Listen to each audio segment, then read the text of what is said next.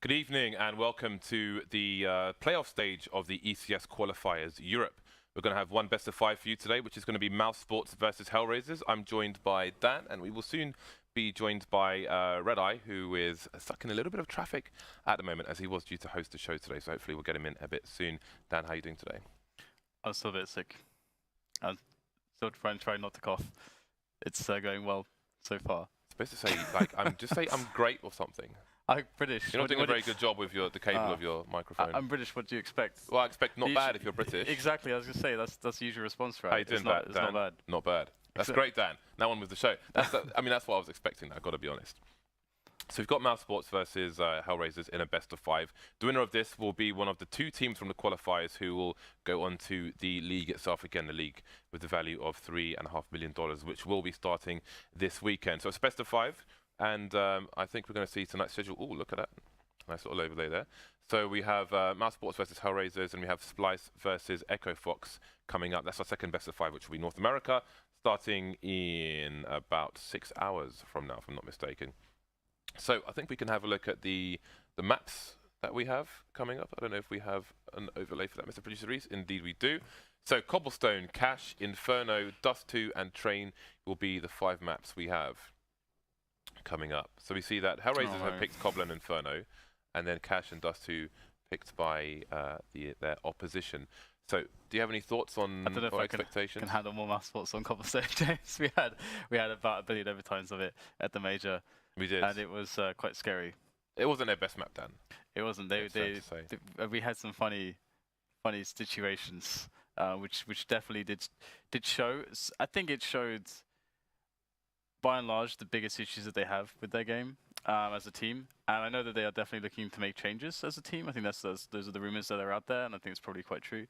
But yeah, the T side was definitely somewhat abysmal at the major. So hopefully, maybe they can get some more leadership, more structure to their T sides to open up this series. But otherwise, I would expect HellRaisers actually to have a pretty good start due to the fact that it's also going to Cache, and Cache is a map where they're actually quite good as well. So I feel like HellRaisers.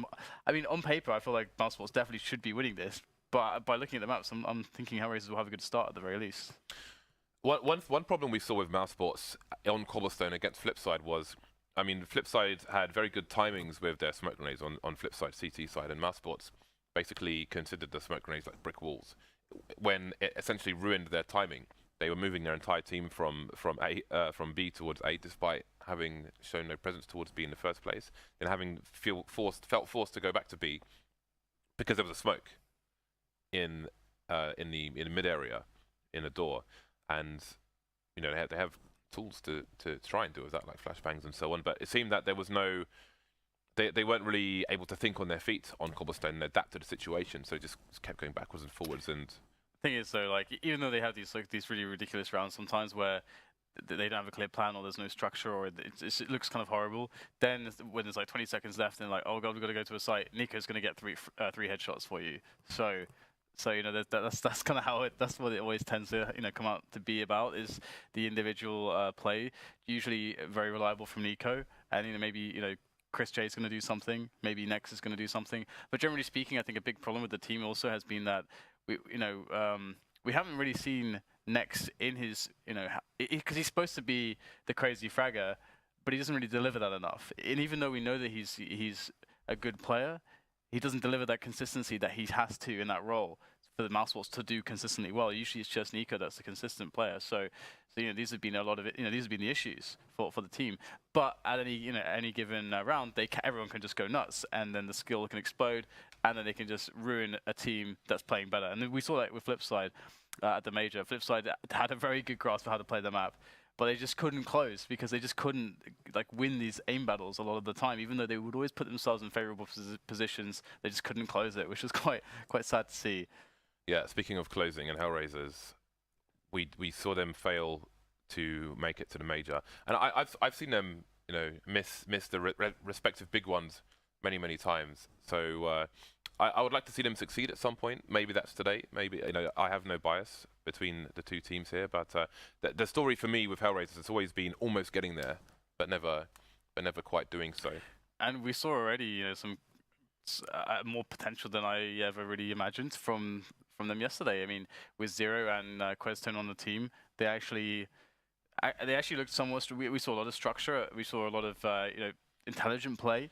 We saw that it wasn't just a bunch of skilled players with a couple stand-ins, which could be a kind of more puggy style. They actually looked like a team, which was very encouraging. So if Oskar and STYKO are playing out of their minds, which they often are like to do, and you're getting these consistent performances where queztone and Zero may not be the star players, but they do their jobs, which they did yesterday and the day before, then I could very well see HellRaisers having a good series here and actually upsetting Mousesports, because in reality it would be a big upset, I would say. Yeah, of course it would be a big upset if Mousesports were to lose in this best of 5. Why would you say so? I mean, well, Mousesports have a lot more pedigree as a team of players. Have been together for a lot longer. On paper, there's the name value is massive. You got chrisJ. chrisJ has a lot of skill. He's a great AWPer. Everyone is always going to be expecting big results when it comes to his AWPing and what he's able to do. As far as creating opportunities for his team. With that. Next, again, it's Mad Fragger. For quite some time, he was looked upon to be, one of the most important up-and-coming talents from Germany. And you've got NiKo, arguably maybe the best player in the world in certain points of time recently. There's spots where you just, he has these games, and like, this guy is the best player in the world. He's so sick. I mean, Denis is a great support player. I can't say too much about Spiidi, but on the subject of name value, though, this is a discussion that you Thorin, and I had on off stream yesterday, where especially in North America, there's an issue of name value where we saw people like DSR coming up last night and wrecking people, and we think part of the problem with North America is that name value gets people into more teams than perhaps they should be compared to other talents that are out there in North America. So. I bring that into this argument and say, does that have a part to play in this match? Because I feel like you can't forget there's not much between these two teams in terms of skill level. You can't forget that Mousesports lost Gob, and for all the name value, for all the skill that you can say that there is on the team, if maybe there is they have a coach, but maybe if the they have a coach, Dan, but a lot of people have coaches, and I don't see the value in most of the coaches that are out there. I agree completely. It's all good to be a coach of a team, but there doesn't seem to be like an agreed structure for coaches in general. So who knows what they're doing? Like wide-ranging amount of value that you can have as a coach. Some people are like, the coach calms us down, and that's like the extent of it. Yeah. Then you can go, full threat, where he's constructing all the strategies, doing the in-game leading, and going over every single demo to hold every single player accountable to every single grenade they throw in around. There's that, and then there's like that level. The scale is CLG. And then there's the respect that team gives that coach, and so on and so forth, and the motivation there. Anyway, GOB, was is highly acclaimed as one of the most important, or one of the most prolific in-game leaders in CS, and he went off to a North American team instead, obviously NRG, and then Mousesports were left without that in-game figure, who can really take that in-game leadership, because that's what they really seem to be lacking is on those T sides, knowing what the hell they're doing, and they just then fall back on players like NiKo. They fall back on those skills. So, right. Well, we are into the pistol round now on the first map, which is Cobblestone. You can see Mousesports taking the first pick. Sorry, getting picked first, is what I meant to say. And it's the talisman for Team NiKo who's gone down, so that does not bode well. But somehow chrisJ has managed to flank one of the CTs there, Oskar. The bomb, though, still hasn't managed to get anywhere important. Denis has got into connector as well, doing some work. Man, disadvantage, though, for Mousesports, moving the bomb over towards the A site. And, Mousesports, we did give them a lot of criticism there, but I still say that they should be expected to win this match, and right now they really need to be bringing themselves back here. chrisJ, nice flash there, and he's not able to capitalize and get the frags though. It looks very awkward at this point. So many prolonged battles, but finally HellRaisers are going to eliminate the remainder of Mousesports and start off with a good economy. And the thing that bodes very well from HellRaisers is, as we said, the biggest problem for Mousesports previously that we've seen on Cobblestone is their T sides look very unstructured and to some extent without direction. And that's that's going to be a big problem if HellRaisers have good setups, if they're confident in how they're going to play their CT side, if they're hitting their shots, then HellRaisers could start with a really strong side, meaning there's a lot of pressure when Mousesports go into that CT side that they got to get every round. But again, because they're so skilled, CT side's going to be a lot easier for them in that sense. And you got this man here, NiKo, he's got the Deagle right now, is just trying to push out with his force spy out on plat to see if he can get something done on Lonesome. And this is what you want NiKo to do. But that is a snap and a half there from STYKO. And I have to say, you know, STYKO, the STYKO-oskar combo is definitely quite a scary one. Typically, you see them setting up together.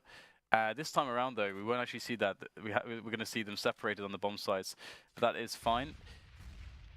Now, HellRaisers, having picked off one player, are starting to get an inkling as to what's happening. There it is, the push coming in. Next will be the one to take the frag onto Angel. So slowly advancing his team up onto the bomb site is next with that frag, but it's quite labored here. You can see the grenades are going to be slowing down the terrorist push onto that site, and things are looking very, very nice right now for HellRaisers. Just one player left, and boom, there it is. And they only lost Angel.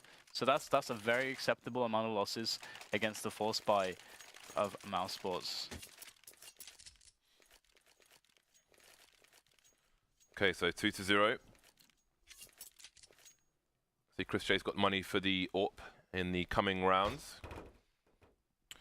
Let's have a look at the layout here. We've got 2 CTs going aggressive A to start off with, and the remaining 3 over towards B. queztone's going to be playing outside the drop zone. Doesn't seem Mousesports are interested in going there. This is a pretty hard eco. You can see a few P250s. Other than that, not much going on. Might be hard for STYKO to get a lot of kills back from that range with the MP9. Much better up close. Good nade going in to get a bit of pressure into the T's. They've lost 2 players though. Zero's quite heavily tagged as well. Although chrisJ is the last man standing, and he is dead now, of course. So, HellRaisers off to the start they needed. But now the pressure will rise from Mousesports. chrisJ only had 5k actually, so someone actually did tweet me. We thought that he bought the Krieg by accident last time, but he's actually bought it again here. So someone said that it is something he chooses to play with, and you know, there's a lot of like if you're an AWPer basically, then working the scopes with other guns is quite nice as well. I know a lot of players that well, I know a couple of players that are kind of Krieg specialists, and it is very strong. I mean, it's a one-shot kill, and the scope on some pixel angles can be really, really strong. Yeah, he's literally walking with it scoped as well into long A. If you have good accuracy, the tapping with it's like very sick with the scope. Again, the accuracy is with the scope is so nice. But anyway, we'll see that the push is going to go in from Mousesports, but they get pretty destroyed, to be honest. And the CTs are able to fall back, use the utility to find safer positions. And with that now 3-man advantage, things are looking pretty damn good for them, for the HellRaisers side. Now Spiidi and Next going to make their way up the ramp to see if they can try to salvage the situation. We've got oskar there with the AWP. He's got a lot of support too. Boom, there's the snap. oskar is a fantastic AWPer, very consistent. He's a problem, Dan. He's a massive problem. And one thing I want to point out as well is that you'll see that STYKO is still on the UMP. Earlier we saw him on the MP9 when the rest of his teammates have better weapons. STYKO is like this, such a sick all-rounder, because he will take the hit for the team. Like, he will drop the AWP for oskar and then be left with nothing, but still he'll be able to deliver like a lot of value to his team in those rounds. So you know, that's one of the strengths of STYKO. I gotta say, considerate player, quite an intelligent player as well. Is quite skilled. So it's a lot of problems for Mousesports to deal with, not just oskar here, I must say. So we've got Mousesports moving into the drop zone. Again, this is, they are without money. They've left themselves 2 to 2.5k in the bank. queztone, it's looking away just at the wrong time. And they're all going to start running into the area. But you can see that oskar has a good angle and the queztone can back him up. So Mousesports will be contained here for the time being, but oskar's definitely going to need some help from Angel. But Angel has no idea if anyone's behind him. And now they're moving into the site. oskar's played this well, though. Angel's going to come in to take down a number of the players. And yeah, it's going to be a nice clean-up for HellRaisers. Only Angel is lost. I think he was rocking with a FAMAS, so they're not going to be too concerned with that. Great start here for HellRaisers on the CT side. chrisJ now, let's see what he is going to go for. Picking up an AK this time. I think he could have gone for the Krieg, but to be honest, I think the way he was trying to use it was really poor. Like he was literally scoped walking along A main, which you're never going to win a duel with an AWP, for example, although he doesn't know that Oscar's there, but we can get back to that a bit later on. queztone going to be holding down the drop zone. So it seems that the meta around the drop zone has changed from trying to hold it from inside to just playing it outside and allowing people to have it if they wish. They're still stuck in a very bad choke point. It seems that's developed in that direction. Here we go, HellRaisers are losing all the players now. Angel over towards the A side, stuck on the wrong side of 3 smokes. But yeah, let's see if he chooses to try and clutch around as chrisJ did at the major. Ooh, nice little pop flash there. So it seems he's willing to go for it for the time being. Bit of shoulder peeking. Avoids the flash as well. Double peek though will be enough, and next we'll take the frag. Mousesports get onto the scoreboard. One thing I've noticed actually immediately is that these rounds are very fast. We've had 6 rounds played already, and I don't know if it's just me, but yesterday it felt like every match the rounds would take the full time. People were running the clock down. It was brutal, Dan. Every game. Every game, every round. There's only so much one can talk about. 14 hours. God damn. Well, we're going to get the peek there coming in from Oskar on the AWP on the boost of the drop area. Skyfall, as people used to call it. And Oscar's going to pick off NiKo, the star player of Mousesports, is dead. He will bite the dust. And you can see now that there's a bit of pressure to try to gain some ground on drop zone, but so rather on B plateau, but it's not gonna be going so well for Mousesports. Instead, they're gonna back away, deterred by the grenades, and walk towards A. Now we see a bit of ping-ponging backwards and forwards between the A and the bomb site. Will Mousesports actually try to commit here? Oscar's repositioned. He haunts them with this AWP. He's always lurking somewhere. No matter where they go, they will find Oskar with that AWP. And oh, Denis will get caught going through the drop zone. He was heard running. A shot in the back, and HellRaisers are dismantling Mousesports here. This is very, very bad news right now. Mousesports just won a round. So unless chrisJ needs to clutch this, he's going to actually get the bomb planted. He will take the kill onto Oskar there. Very important one. Getting some tags in there. Bomb ticks away. 3 players trying to face him, and he will go down in the end. He at least got the bomb planted for his team, which is kind of a big deal. But yeah, Mousesports, they get reset on the economy. That means they get 1,400 loss bonus plus the additional 800, bringing them to 2,200 due to the bomb plant. So they will have some monies, as they also did win the other round that they won quite cleanly. So you can see they're not too unhealthy. Yeah, everyone can buy apart from Spiidi. You can take one for the team, pick up a Deagle or a Tech 9. Indeed, he'll go for the Tech 9, a more dynamic option. So chrisJ onto the AWP now, and hopefully he'll have a better time of it than he did with the Krieg. I mean, I like the idea of it, but just the approach was not ideal at all. Because obviously, if you're going to walk into a peak that slow, you're going to get shot. It's as simple as that. Yeah, I like the Krieg though. I do think it's quite viable. It's just that I don't think there's much to gain from investing a lot of time in it. So many people haven't. And nice peek coming in from NiKo. That's 2 members dead. That should be a round-winning advantage now for Mousesports. Because if you just consider how much time, the sheer amount of time that's left on the clock, and if Mousesports just play for the trades, there shouldn't be anything to go wrong here. There's no Oskar with an AWP somewhere. That would be one way for them to get back in the round. The AWP is really powerful in spots like this, or as far as comeback potential goes, because it's hard to it can be hard to trade against an AWPer. But instead, it's just queztone on the bomb side with an M4. He really needs some support here. A flash from a teammate in would be really nice for queztone to take some battles, but instead he's just going to go for the raw peek. He's going to get taken down. It's quite sad though, because Zero did have some grenades there. He could have thrown a flash over the doors, and then queztone would have been able to peek with it. But so the bomb will go down. They will save. The problem for Oskar there was if somebody's in the drop, above the drop already, you have to jump before you can get the standing position that he's looking for with the AWP. And there's basically nothing you can do. You should die in that situation if someone's already there. So didn't get there fast enough, unfortunately. Like if you just throw a Molotov up there, for example, then jump into position, you're going to have a much better time, just like any grenade. Unless you're cold, and then you will kill the entire team. Yeah, absolutely.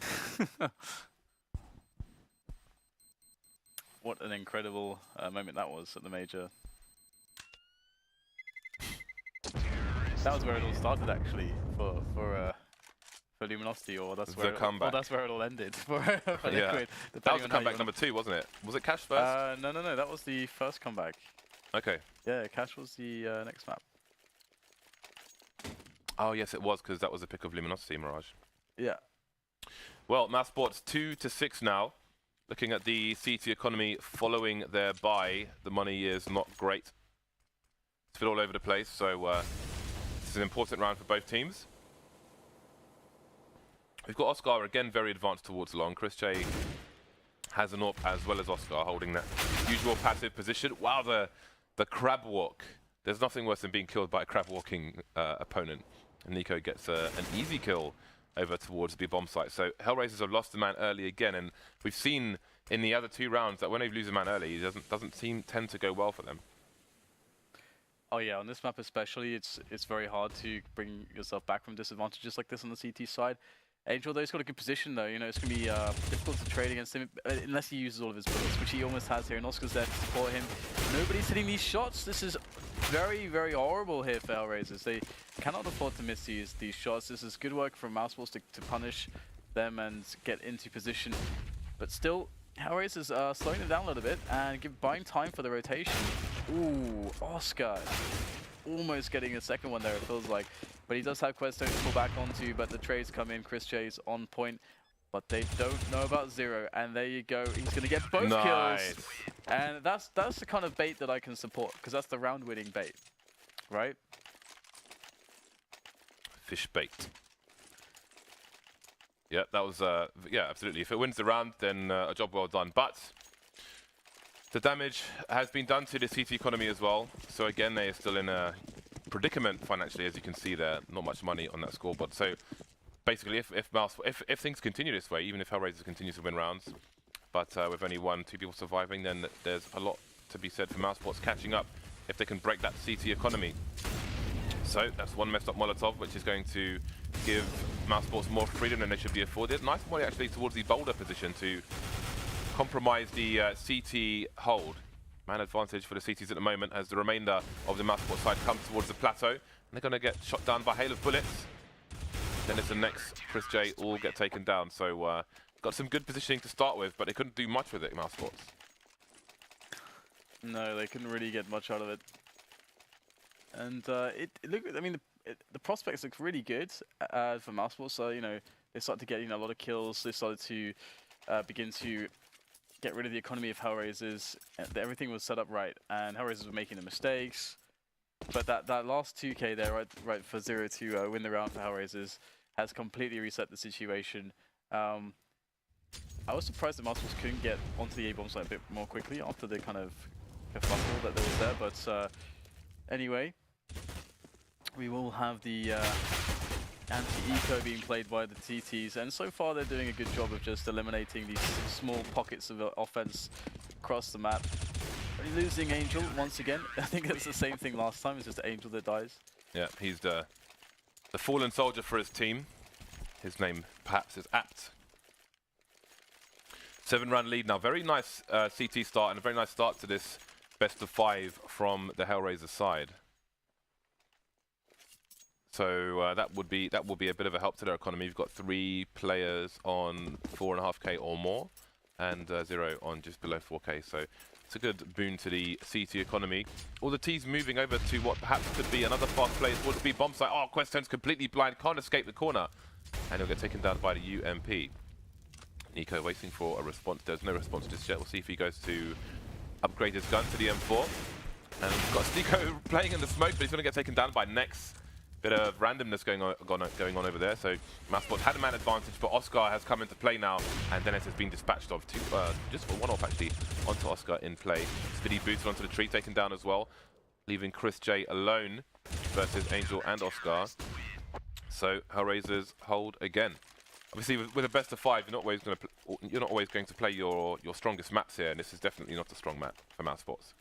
Yeah, it's just their T side is just so shaky. To be honest, like, if you just in isolation were to look at their CT side, you'd probably be like, oh, that's not too bad. They seem, you know, pretty decent here, but you know, obviously it is a game of two halves and two very different halves, unlike the common reference, which is from football, of course. But I think Thorin put it a certain way. But we can come back to that as we do have a quick frag onto the drop zone there from NiKo. And he's going to be able to take a weapon. Quickly eliminated though by the HellRaisers. Next though with the Dig getting some damage done. He's going to pick up an AWP. It is turning it into a 2 versus 2 now. So Spiidi with the AWP. He's picked up an incendiary as well. And let's see if they can get a round win out of this. There is no Kevlar on Spiidi, but Next has full Kevlar. STYKO coming up from A long. Good position. Couple flashes on STYKO. Incendiary on STYKO as well. Lots of utility to use here. They have time as well to try to figure out how to use the grenades appropriately. Here we go. Can they bait out any positions here? STYKO's going to spot one. He'll actually take the straight duel there.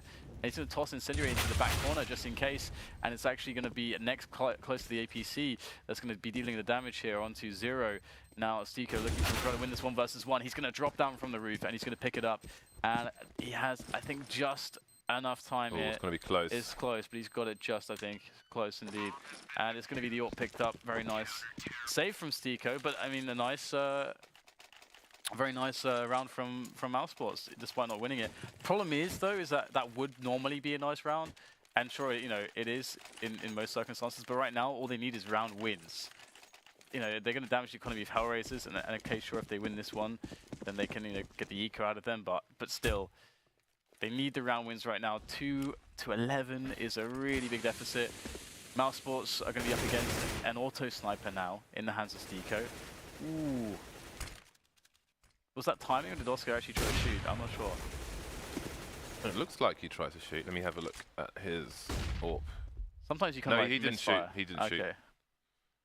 It may be that. So I mean, there's the odd occasion where you like kind of press the scope before you shoot or something. Or you kind of just press Q before shooting, but it's extremely rare. Yeah. That happens and very weird. So Mousesports with 4 people over towards the A site at the moment, all around the mid area.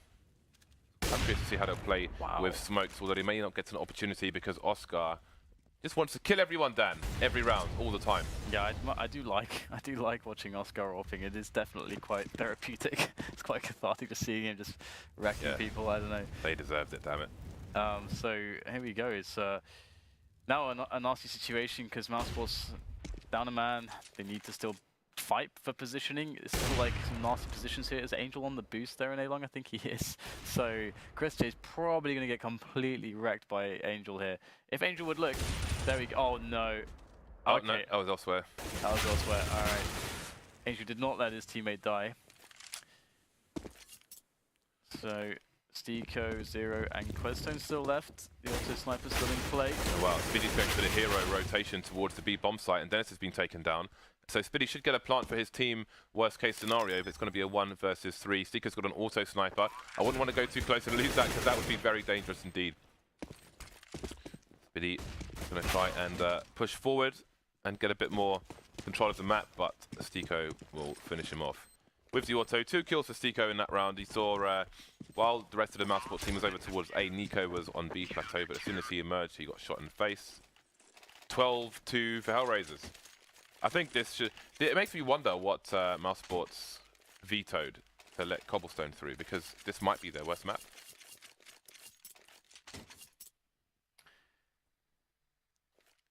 I guess it's pretty quite hard to pick maps against HellRaisers now as well, because you know, what do you really know about them right now? With the two newer players in the team, it's pretty hard picks to make. We're going to see the B plateau presence right now coming in from the Mousesports side, and STYKO, unfortunately, no longer with an auto sniper. Would have been quite fun to see it this round. Zero going to smoke himself off on the tree position, and there's a great vantage point over the smokes. Of course, STYKO is going to go down after 1 frag, but Zero, I'm very excited to see how his position's going to pan out. There's one quick frag from him, taking down the bomb planting attempt. What a beautiful position. How on earth do they deal with this? Looks like Nex is going to fire into the smoke and get rid of Zero. So good fight back coming in from Mousesports. Nice. But queztone and Angel, they have something to say about it, striking back themselves. All the strikes in Counter-Strike. And that's a 13-2 scoreline. HellRaisers with a very dominant CT side. And we actually were kind of expected this. Yeah. We're kind of alluding to this sort of thing. Yeah, Mousesports don't have much going on Cobblestone on the T side, and it is evidence there. Oscar's not even top of the leaderboard, actually. HellRaisers has been putting in work on the CT side. Yeah, I mean, this was the cool thing about yesterday, is because you know, when we first, because again, we didn't know too much about Zero and queztone. We didn't know how they were going to fit into the team. So you know, we kind of just take for granted. Okay, we know at least, we know Oskar, we know STYKO, we know that little dynamic duo, and we know Angel is the, you know, the fearless leader, an aggressive player who can do a little bit of AWPing if necessary. He can go for the entry frags. He's very versatile himself too, so he's good at fitting the team into certain structures and fitting around them too. So you know, that's what we knew about. But then we found out that queztone and Zero were great at just doing their jobs. If they're put into a spot where they just need to get a couple kills on a defense, they're going to do it. If they're put into clutch situations, they're going to do it. You know, they're not lacking on individual skill themselves either. So, I mean, we saw a lot of good rounds from both of those players yesterday. So that means that HellRaisers look kind of scary, actually. HellRaisers even had Andy Forspice. How sick is that? It's pretty good. Let's see we'll have to see if they are going to be showing us more of those in this half, if they even need to. If they win this pistol round, and do they have a raid boss? Yes, they do. Oskar on the raid boss. None other than.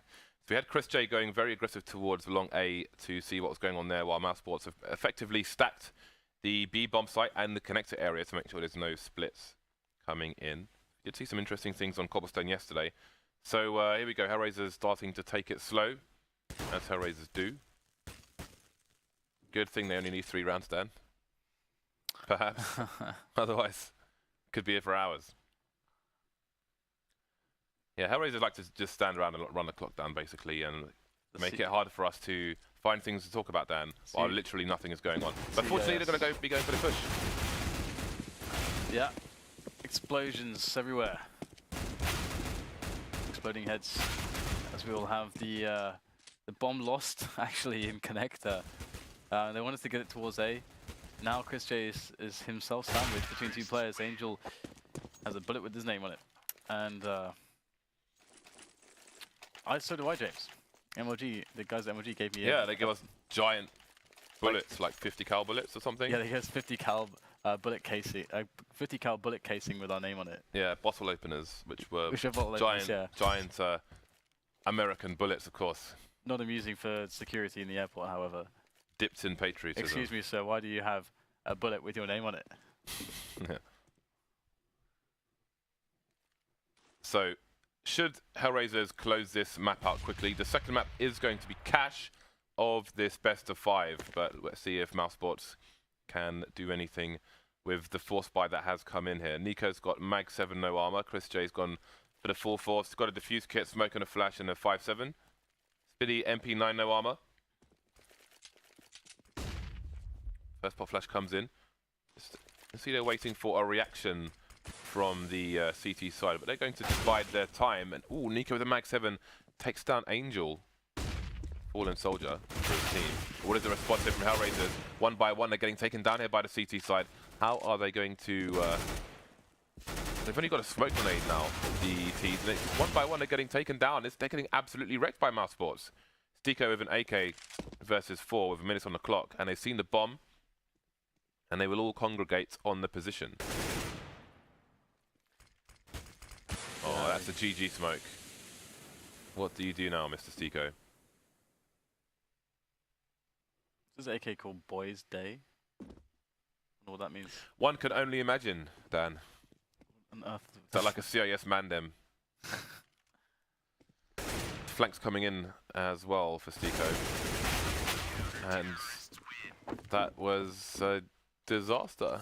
basically. Yeah. I mean, I have nothing wrong with the Mag 7 kill on team main. There's nothing you can do with that. But one person going into the drop zone on his own and getting killed with no response. Maybe A would have been a better approach for the T side. I think generally A might be an easier anti-force buy location. Speaking of force buys, HellRaisers are dropping into the drop zone pretty quickly now, and it seems that the A split is going to be on again. We've got 2 CTs there. STYKO still holding very passively outside A. I think it's time for him to start pushing, because this team are charging towards the A site now. chrisJ splits up the sawn off, but he's going to be putting in great work with that. Lots of money for him as well. 3 kills. We've got an AWP coming for Mr. chrisJ. Yeah, that's a lot of money for chrisJ. STYKO can still get some damage in though, the Eagle. I don't know why he was waiting so long.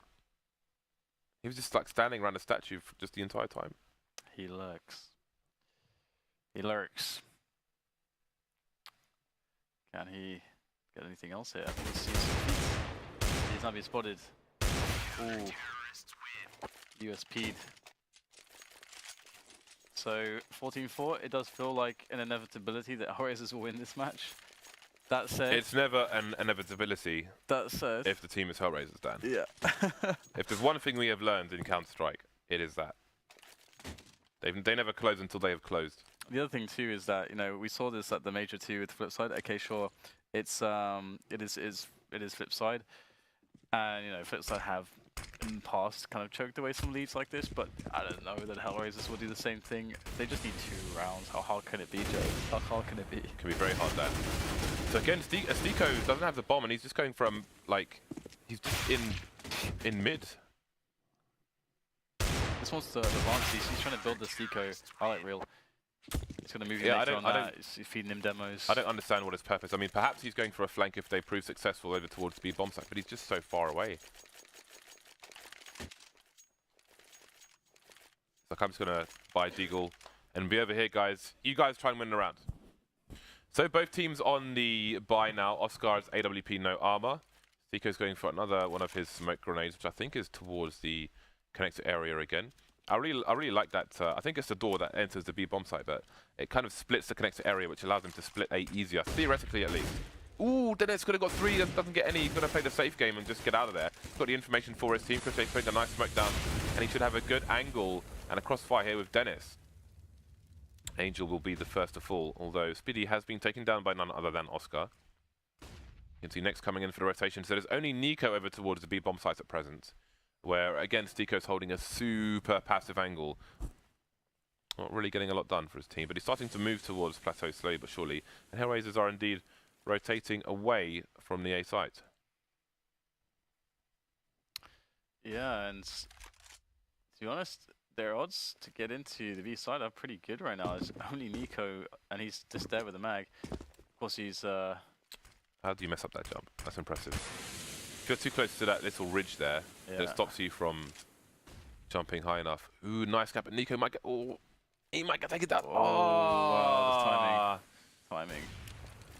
Well, it could have been. So 35 seconds left on the clock, and HellRaisers are just walking backwards and forwards at the moment. Getting their Mousesports on. And now it seems they're going back towards the A sites. They're just going for a garden stroll then, through the chateau. chrisJ seen some information, but he's rotating away from A, leaving Denis alone through long. But he's going to have a bit of an engagement here. He should win this fully because he's got M4. That smoke's going to work out. Takes down STYKO as well. So we've got a bit of a duel for the map, but the teams need to cross to it, and NiKo's not going to let them. Left down to queztone now, but NiKo's man enough for the challenge. NiKo is... I wish I could just use a lot of expletives, but he's very, very good.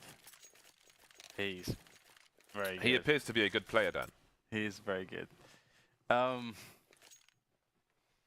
Yeah, it's going to be interesting to see whether HellRaisers can actually close, because this is, again, the thing with Mousesports is that, you know, the reason why they get so much criticism is because you know that they could be so good, because the potential of the players are so good. Like in a vacuum, in isolation, the players are damn good.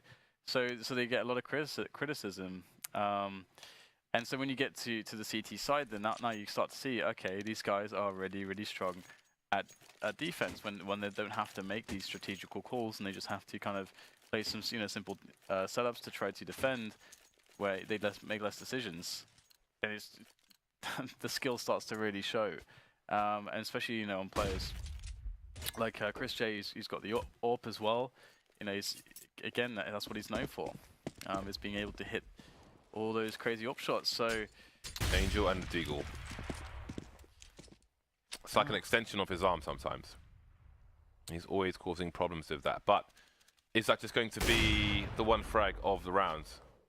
You can see oskar has stolen the M4. Other than that, there are pistols. No armor on the T side. Having a quick look at the money for the C. They're rolling in the cash actually, so they don't even care. It's just about winning rounds at the moment for the Mousesports side. Now we see Angel's going to be the lurker towards A, while his teammates get presumably cut down towards B. But NiKo holding things down towards the plateau area, and there we go. The eco comes to an end for HellRaisers. Yeah, they get to win a round on this this T side. Obviously, they only need 2. But let's see how this one will go. I mean, the thing is that where they should have a slightly easier time compared with the team like Flipside, who kind of threw their game away against Mousesports in this way, is that HellRaisers have players like oskar to go completely ham with an AWP. That's a really good edge to have. Of course, Flipside have welded it, but I'd wager that oskar is actually potentially much better and more versatile aggressively. So here we go, we've got the push coming in. chrisJ's a little bit blinded, he's not being checked at all. Everyone runs through the smoke, and oskar's actually in a lot of trouble here. He's going to get spammed down by chrisJ, and chrisJ's teammates are going to blend HellRaisers. That was ridiculous. They all just jumped through the smoke and got immediately eliminated. That was very anticlimactic. Climactic? Climactic. Climactic? Yes. I'm gonna take your word for it then. Don't do this. Like, I'm too tired to, like, when you even if I'm sure, you say, "Are you sure?" I'm like, "Oh no, maybe I'm not sure anymore." Yeah, I think both our brains are fried in different ways, Dan. So chrisJ's going to be alone towards the A site at the moment, with 4 towards B for Mousesports. We'll see all the players around A passively for HellRaisers. Again, this could be a long round. Yeah, it could indeed. This time oskar's got a sawn off. And again, that is the British way to say it. We don't say sawed off, we are not America. So, it'd be great to see if he would be able to position himself in the drop zone. He's actually done it as well. There's not really any close defense here for him. And this is actually, again, as far as the meta goes, one of the adjustments that teams have made, because it's been so common that people will try to take it with sawn off. The sawn off is so favorable when you drop down there with the right flash as well. And then if you hit the shot with the sawn off, you get a gun all of a sudden. But if you just contain them, the sawn off can't do anything. As soon as the sawn off player tries to leave the drop zone area in any sense, he's got mid range to deal with, and the bullets don't go that far with the sawn off, so you can't actually do anything. So you're better off with a pistol at that point. So oskar is basically useless at this stage unless he gets a close range challenge. And NiKo getting 2 frags, kind of spraying just 2 headshots. That's get insane. Wrecked. And here you go, oskar just charging him with the sawn off. Indeed, somewhat useless in that spot. And now again, HellRaisers with a very flat rounds, not really finding any advantage anywhere. So much value in NiKo. That's absolutely ridiculous. Yeah, he's so standing in a Molotov, killing 2 guys. So HellRaisers, are they going to be able to close this out? That is the timeless question for the HellRaisers side. 5-round deficit now between HellRaisers and Mousesports. There is a buy to be had here from the HellRaisers side. Let's see what's going on. Indeed, they are going to go for the slightly late buy. So again, chrisJ is going to be playing alone towards the A sites. We'll see if HellRaisers are able to adjust. They're going to spend loads of time standing outside mid, I reckon, as they are quite the slow team. In fact, they've got nobody over towards B this time, which Makes me wonder if they're going to go for a faster play here, because otherwise I'm sure they would have a lurker in that area. And it seems, yes, they are slowly going to be taking mid. Very, very slowly.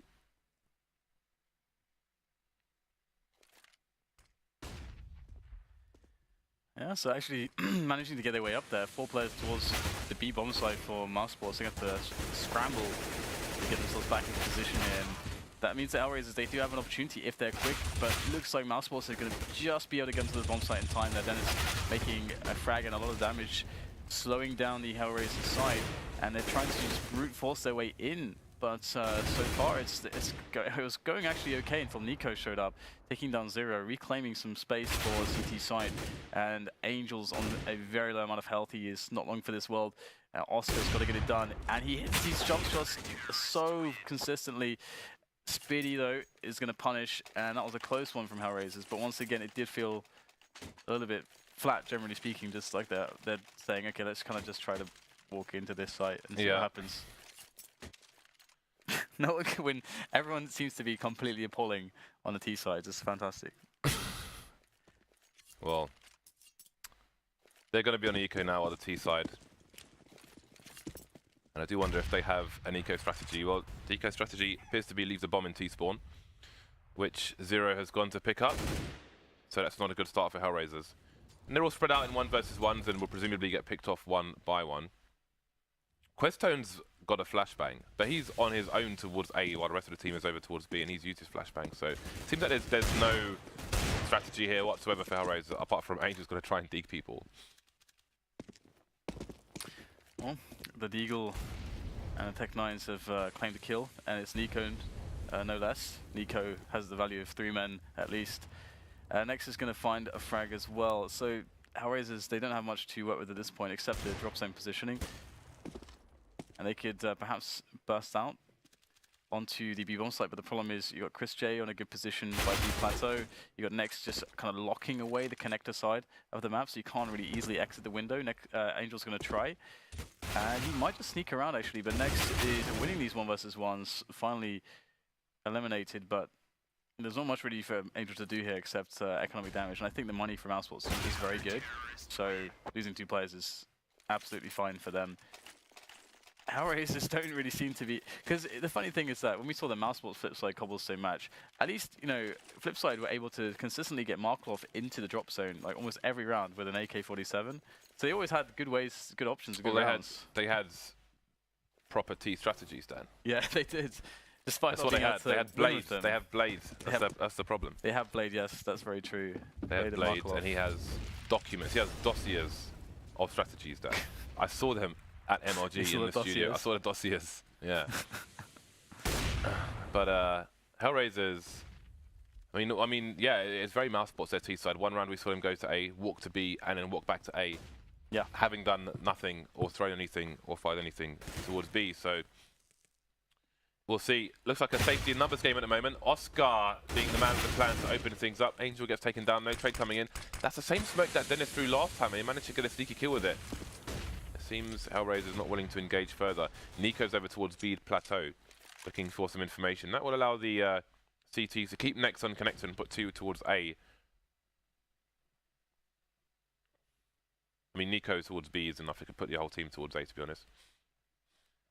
Yeah, and it looks like HellRaisers will just try to go for the A challenge again. They are taking their sweet time because they are from the CIS region. So that's how you do it. To be fair, you know, you can try to force mistakes from an impatient team by doing that. And well, finally they decide that now is the time.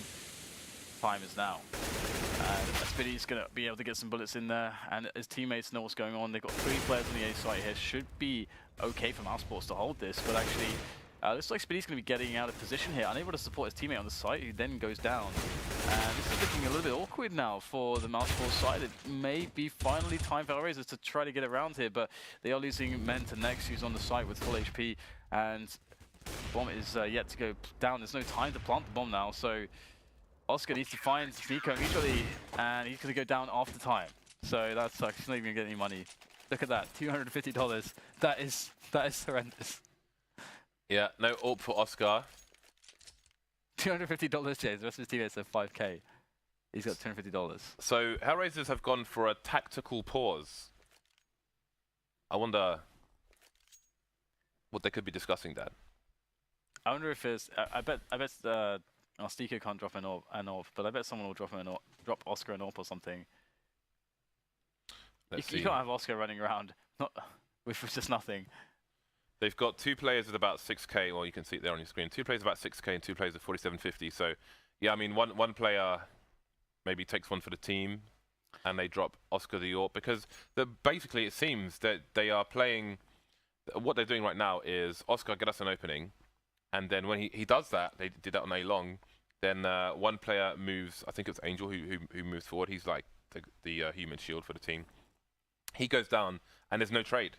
No one's trading for the team when the first player is going around the corner. Denis was literally just standing there in the corner, and he's allowed to smoke himself off and run away with no trade attempt from HellRaisers. So it doesn't seem like there's much going on the T side other than Oskar get a pick, and then let's do something with it. I don't think they have any idea how Mousesports are playing in the how many holy potatoes. They've won 10 rounds in a row, the CT side, and I don't think HellRaisers have any idea how they're playing.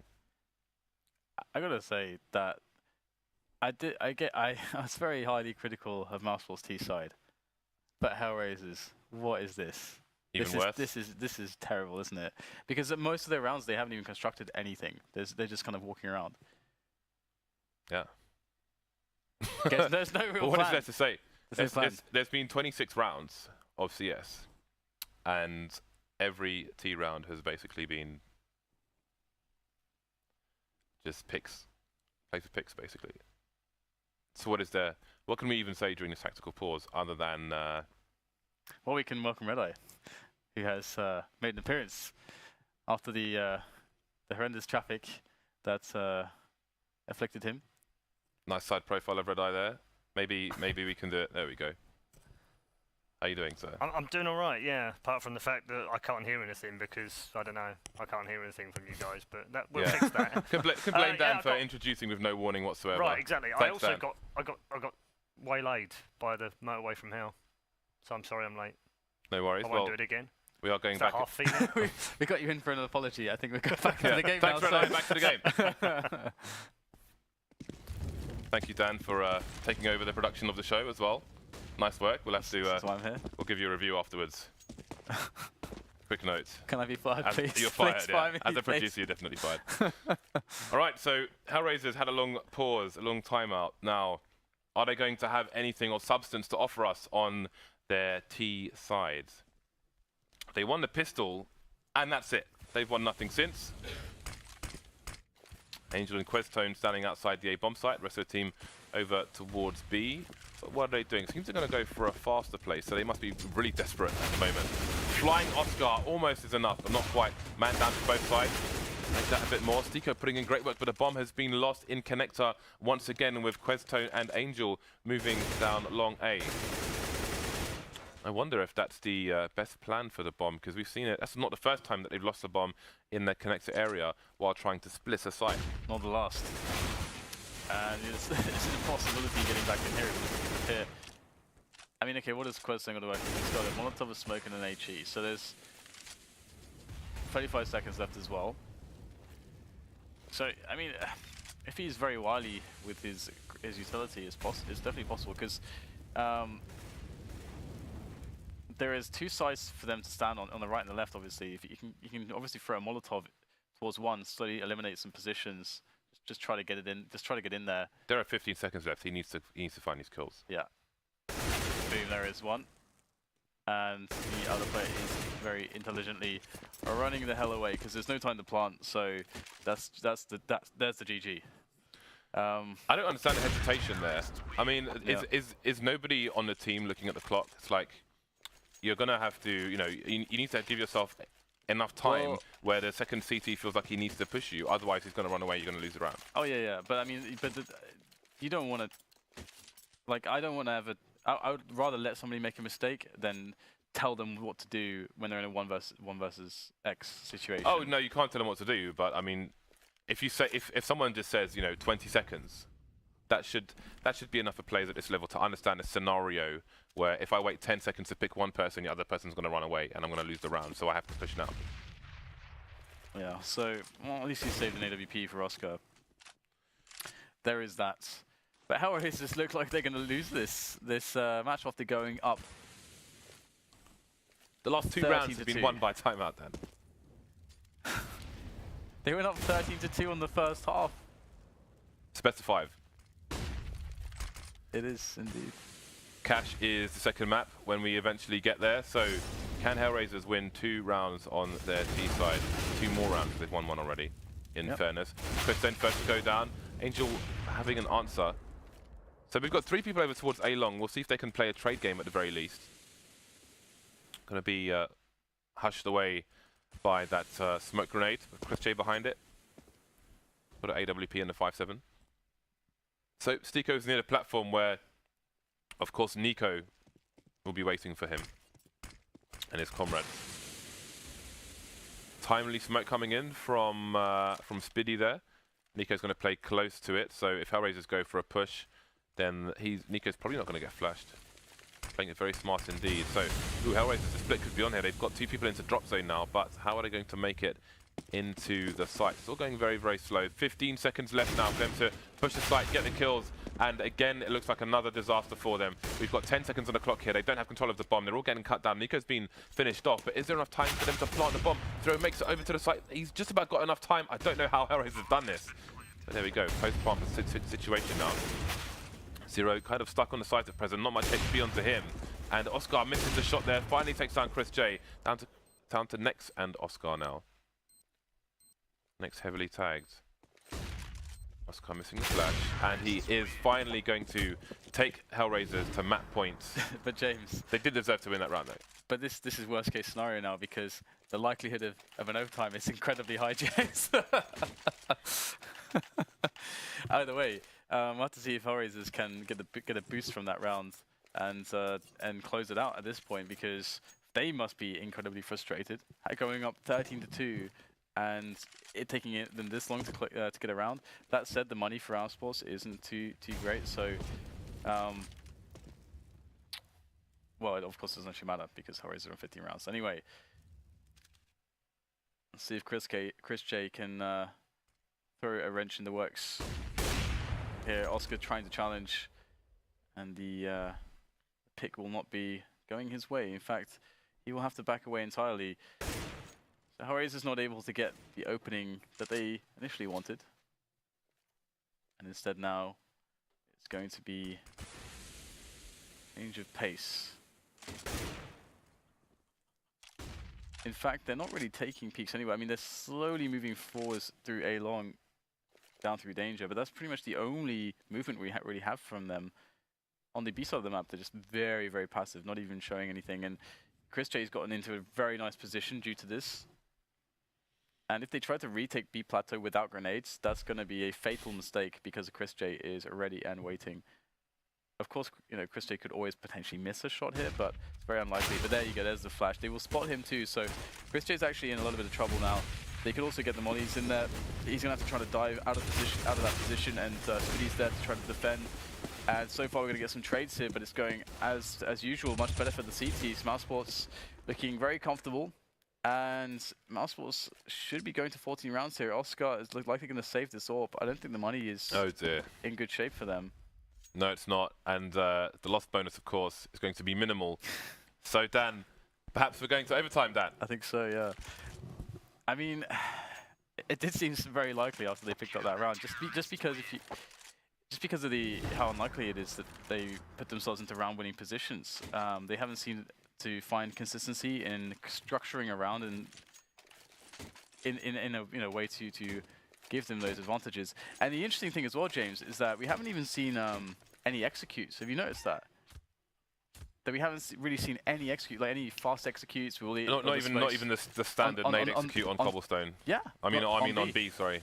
And that's the crazy thing, because on Cobblestone, that B execute is one of those spots where it's like sometimes you can just win. Even with Tech9, sometimes it just works. Or it can help you get into the site, but that's too much to ask for between these two teams, it seems. Both teams seem incredibly unprepared on this map for the T side. which is very interesting.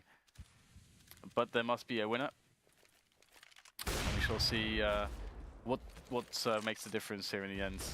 Likely in overtime, unless we get a shock result here. We do get a quick pick there from Angel. The trade comes in though. Oskar is on the AWP as well, and because they're in a forward position, maybe there is hope for HellRaisers here. He's going to be coming in right now. First shot is going to connect. Another player down for Mousesports. Mousesports trying to scramble to reclaim the bomb site. STYKO getting a frag there onto NiKo, so all of a sudden it looks like HellRaisers against all odds might actually be picking this one up, but back to a 2 versus 2 now. Oskar is lurking and they don't know where he is. Bomb is making its way all the way back to B. Oskar gets another shot as well. They're going to be completely sold that it's going to be an A plant attempt as the bomb makes its way towards B. Okay, now we're into a 1 versus 1. queztone against Spiidi. queztone and the rest of HellRaisers, they really don't want this to go to overtime, I'm quite sure. And there you go, the bomb goes down. Spiidi, does he think that it's a... Okay, I think his teammates must have told him that it's B or something. And queztone can be anywhere. Yeah, but he is standing on the site, so he has a bit of shimmying to do. Both these players full health. And funny enough, it's queztone with the M4 and Spiidi with the AK, so if Spiidi's quicker on the trigger and his aims work good, then he has a pretty good chance. queztone is going to take it to 16-14, so map 1 goes the way of HellRaisers, and Dan, we could have been here all night had queztone not won that 1 versus 1. Yeah, I mean, honestly, I didn't expect them to win that round. I don't think they did either. They just did what they were doing most of the entire map, which is just sometimes we're just going to push, we're just going to walk into the bomb site as much as we can and throw some nades, see if we can get some frags, and it worked. Yeah, there was no rhyme or reason or methodology; it just worked. Yeah, I don't know. There's not much really to say about that other than they were 2 horrific T sides, and I might need therapy after watching that match, Dan. Paul, how you doing? I'm doing well. Yeah, I'm all fixed now. I can actually hear you, so that's a good start. Awesome. What on earth was going on in that game? I mean, can anyone play T side on Cobble or not? Well, flip side certainly can. Well, yes, compared to either these of two these teams. two teams. Yeah. Doesn't seem likely. Well, we can see the next map is going to be Cash. Since Inti just joined us, our maps are going to be Cobblestone, Cash, Inferno, Dust2, and Train. So Cobblestone and Inferno, I believe, were picked by HellRaisers, Cash, and Dust2 picked by Mousesports. So hopefully the worst is behind us at least. Yeah, I mean, it's torture, isn't it, if it's going to go to another overtime? I know you're triggered or something by overtime now. Well, I think you've got some sort of overtime-itis or something. I may well do with Cobblestone, basically, because obviously we had a quite long one. We had it 5 times overtime. Exactly. But the only thing for me is that in a situation like that, when both teams basically don't know how to play one side of the map, then it becomes like quite painful to see them just failing like that. It's just like you want to put them out of their misery. It's just like 30 rounds, of course. Yeah. Well, you have to have 30 rounds, otherwise it's boring, right? I guess. Are we just going to go through all 5 maps now and have 30 rounds on each? Is that okay, James?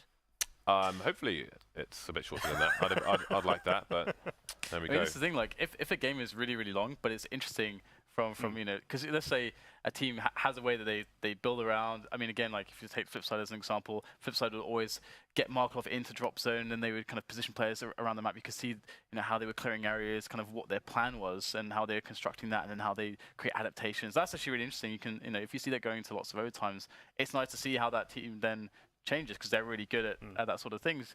But when you see 2 teams where it's just like flipping a coin, then it's a little bit painful, probably for the teams as well. Yeah. Do you think Mousesports are going to be a bit upset after such a good comeback? Because it was a good comeback. I don't know, because they're not good at the map, to be honest. Yeah. So you feel like it would have been anything, if they got anything out of that, would have been a bonus. Yeah, I think if they take the map, it's a bonus. But you know, can't be mad really. All right. Well, we're going to take a quick break, and when we come back, we will fix the slight adjustments on the televisions to stop me from being over there somewhere. And of course, we'll have our second map of the night. Join us soon.